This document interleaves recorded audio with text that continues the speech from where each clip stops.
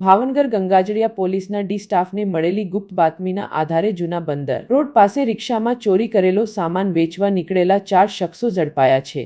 Police સ્ટાફે રિક્ષાને અટકાવી તલાશી લીધા ત્યારે તેમાં જહાજમાં ઉપયોગમાં લેવાતા ડિસ્પ્લે, કોન્ટેક્ટર, એમસીસીબી અને ઓટોમેશનના સ્પેર પાર્ટ્સ મળી આવ્યા।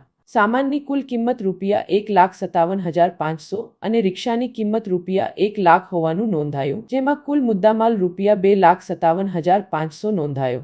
આ ઘટના સંદર્ભે અલકા ટોકીઝ વિસ્તારમાં રહેતા મુદસરભાઈ દાદુભાઈ કુરેશી, અલકા ટોકીઝના ફિરોજ ઉર્ફે નૂરા પટેલ, હારૂનભાઈ લોહિયા, મધ્યપ્રદેશના રહેવાસી અને હાલ જૂના બંદર રોડ આલકોક એશટાઉન નજીક રહેતા ગૌરવ કુમાર ભુરેશીભાઈ યાદવ તેમજ મધ્યપ્રદેશના અને ભાવનગરમાં જૂના બંદર રોડ આલકોક એશટાઉન નજીક રહેતા સોની મલખાન રાઠોડ સહિત 4 શખ્સોને ઝડપી લઈ ગંગાજળિયા પોલીસ સ્ટેશનના ડી સ્ટાફે આગળની કાર્યવાહી શરૂ કરી છે। ચોરીના શંકાસ્પદ મુદ્દામાલ સાથે 4 આરોપીઓને ગંગાજળિયા પોલીસના ડી સ્ટાફે ઝડપી આગળની તપાસ હાથ ધરી છે।